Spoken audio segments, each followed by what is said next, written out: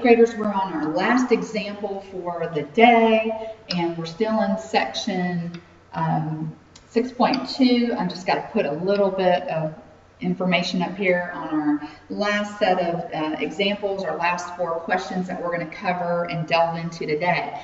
Okay, first thing I want you to do, I am not going to do example 4 at this moment. What I need you to do right this second is pause the machine. Go get some notebook paper because we need some background information before we tackle any of this. In example 4, we need some background information. Your book just didn't do a good job doing that. So pause me. Go ahead and do it right now.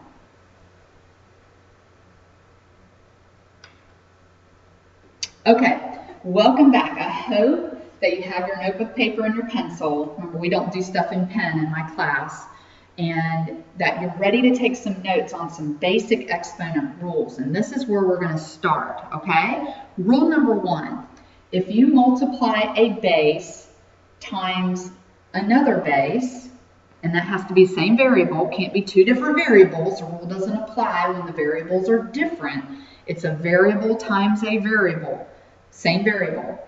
Then what you're going to do, very simply, is you're going to add the exponents together. Now let me show you why that is, okay?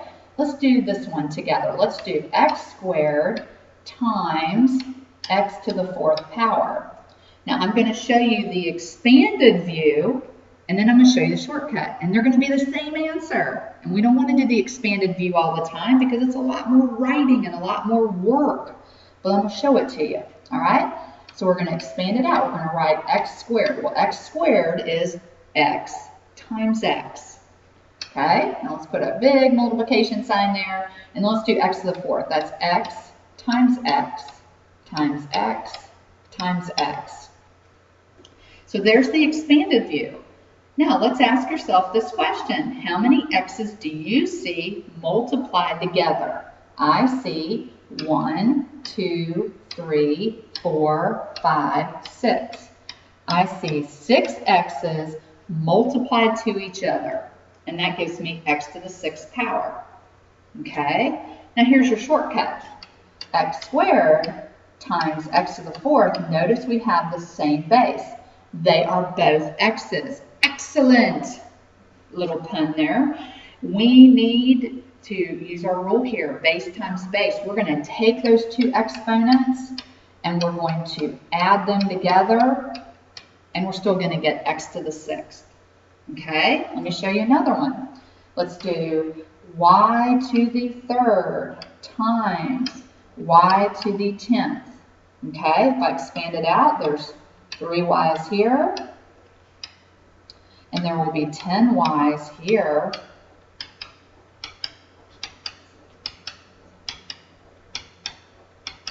Okay. All right, how many y's do you see being multiplied together? Count them up. 1, 2, 3, 4, 5, 6, 7, 8, 9, 10, 11, 12, 13. So there are 13 y's being multiplied together. Or you could just do the shortcut. Hey, same base. We've got same base being multiplied together. So let's add our exponents together.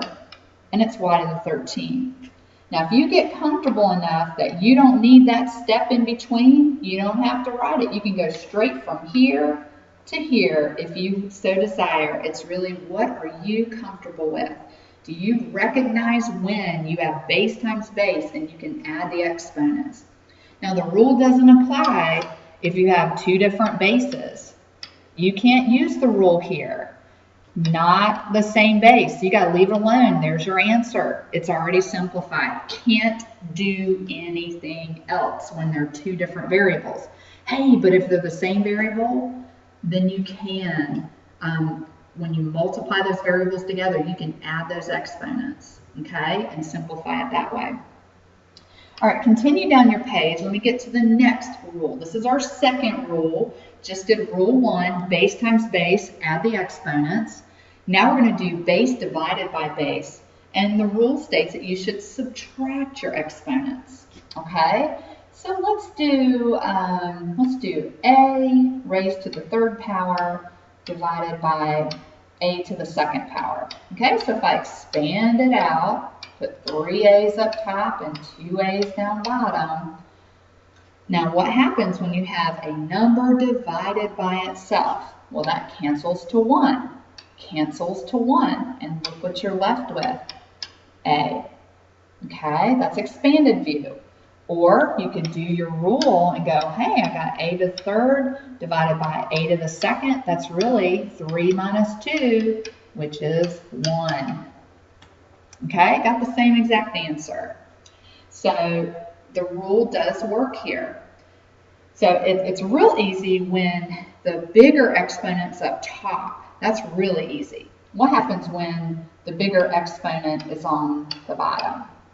Okay, well, in expanded view, we'll put 2 a's up top and 3 a's down bottom. And you see your a's cancel out. All that's left up top is a 1, an understood 1. So that's what you write. You don't write 1 or you don't write 0. You write 1 because that's what's there. And then you have an a left on the bottom. Okay, and some of you are like, but how does the rule work, the subtraction rule work? Because when I do 2 minus 3, I get negative 1. Hey, but you know what? You can rewrite a to the negative 1 as 1 over a to the positive 1, which is 1 over a. Same thing I got here, and here. They are the same. Now what I do in this situation, I oftentimes kind of bypass the subtraction rule, especially if the bigger number's on the bottom. And what I'll do is kind of a cancellation process. And I'll go, both of these a's, both of them will cancel with 2 of the 3. That means I have 1 a left over. And I'll do 1 over a that way. Now I have done it that way. I'll show it to you again. Let's say I've got 5 a's up top and 7 a's down bottom. All 5 of these are going to cancel out with 5 of the 7s. So that means I have 2 left. And I'll have 1 over a squared. And I've done it that way before too. So just some wrinkles here. I just want to show you some of the ways you can handle it if you're in the situation where you have base divided by base. Now, when does the rule not work? When you have 2 different bases. These are not going to cancel. You're stuck. That's your answer. You can't use the rule when the bases are different. The rule only works if the bases are the same. Okay? It's truth. So, rule 1, base times base. Add the exponents. Base divided by base. Subtract the exponent. All right, let's get to our third and last rule. What if you have power to a power? Well, you're going to multiply the exponents. So what does that look like exactly? Let's just say we got x squared and we want to raise that to the third power. Okay, the rule says I have a power raised to another power. I'm going to multiply these 2 numbers together and get x to the 6th. So that's what it looks like when you use the rule. What does it look like if you expand it out? Well, in expanded form, x squared raised to the third power, all that means is I'm writing x squared 3 times. So here I go. I'm going to write it 3 times. That's x squared raised to the third power. And then, remember rule 1, base times base, I'm going to add these exponents together, and I'll get x to the 6th power. Now, I don't really see the necessity of expanding this out when all you have to remember is if I have an exponent raised to another exponent, or a power raised to another power, just multiply the 2 together. So you could have a situation where you have like x to the 4th, and I'm raising that to the 1/2 power. Well, just multiply the 2 together, and you'll get x to the 2, because half of 4 is 2, so it's x to the 2. So power to a power. So let's review. Base times base. Yes, add. Base divided by base. Yep, subtract. Power to a power. Multiply. Okay, so let's go back to example 4. Because now that we have some background, now maybe some of this stuff we're getting ready to do is going to make some sense to you. Okay? All right, so let's start with letter A. We've got the cube root of x to the ninth, y to the third. Well, that's really, you're not going to be able to do that in a calculator, so we need to rewrite it. So maybe we can do some simplification using some of our exponent rules. So let's rewrite the radical so that it's not a radical anymore, it's actually a fractional exponent. Simplest way to do it. Take your base x, okay? And remember, when we undo the radical and turn it into a fraction, you take the exponent on the x and you divide it by the index. Remember, that's your index. That's going to become your denominator. Do the same thing with the y. Take your exponent, which is 3, divide it by the index. And then just simplify these two fractions here and here, and you'll end up with x to the third, y to the first, or in other words, x cubed y. And that's as simple as I can make it there. Now, to use your power rule that I just taught you, power to a power, you could rewrite this as x to the ninth, y to the third, put that in parentheses, and raise it to the 1/3 power, because the understood exponent on the entire radical is 1. So you could write it this way and then do power to a power like this, where you do 9 times a third and then 3 times a third, and you'll get the same thing, okay? Same exact answer. You could do power to a power. I like this first way that I did right here. I like that method better because it gets to your answer much more directly is what happens here. I think you will end up liking it too. Now letter B, we've got, we have a power to a power situation, so they took it out of the radical for us. This is, we've got to take x squared, and actually it's not a radical because it's not a fraction, exponent on the outside. So we've got x squared times y to the 1/2, and then we're going to take both of those and raise them to the 4th power. That's power to a power. We have power inside the parentheses, and we have a power on the outside of the parentheses. So we're going to take the x and do 2 times 4, and then we're going to take the y and do 1/2 times 4.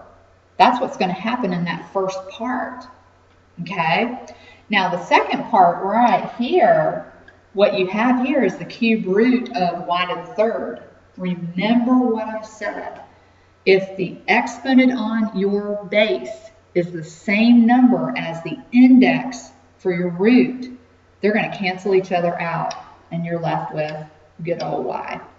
Okay? Now let's clean this one up. We got 2 times 4, there's 8. And then we've got half of 4 is 2, and then we've got this extra y here on the end. Now it's not quite simplified because I don't need y written twice. I need to write y just once. Now look at what the situation is. I've got y squared times y to the first. That's base times base. They're both y. Base times base, we're going to add those exponents together. So bring that x to the 8th over. Nothing changes about that. I don't have another x to combine with it. And what's 2 plus 1? Yep, 3. And there's your answer. X to the 8th, y to the 3rd. Okay? All right, letter C is kind of like letter A. I'm going to solve it the same way I did letter A. I'm just going to take x. It already has an exponent of 4. Divide that by the index. Y has an exponent of 12. Divide it by the index. And you'll have x to the first, y to the third, or in other words, xy to the third. That's as simple as I can make it, folks. Or you can do power to a power and say, I'm going to raise x to the 4th, y to the 12th, and I'm going to raise that to the 1/4 power.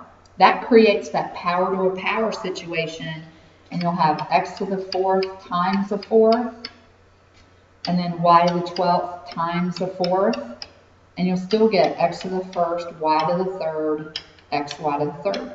It doesn't matter. It's just, how do you want to solve it? It's really up to you. There's just so many ways to manipulate these numbers and to use the rules that you were taught. And you were taught quite a few rules in this section alone. All right, let's get to letter D. We have power to a power. Now, if I kind of expand this out a little bit better and bigger, you'll see that x doesn't have an exponent on it. That just means it's an understood 1.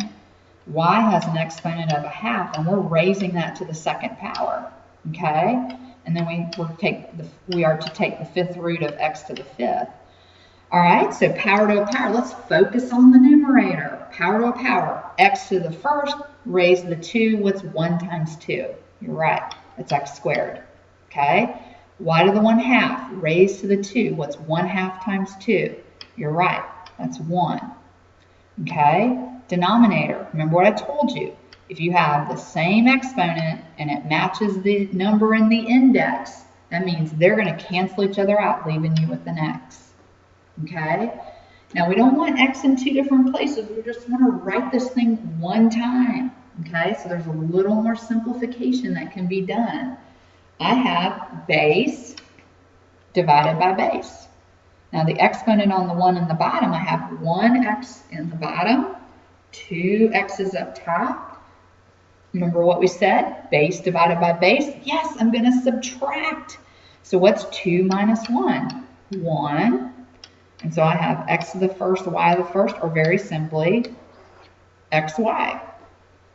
Okay? So hopefully by kind of preempting our lesson with some basic rules about exponents, we were able to see some of the ways that we could maneuver and simplify these very difficult problems. So we're going to spend quite a bit of time on example 4, because examples 1, 2, and 3 can all be done in the calculator, and that's easy.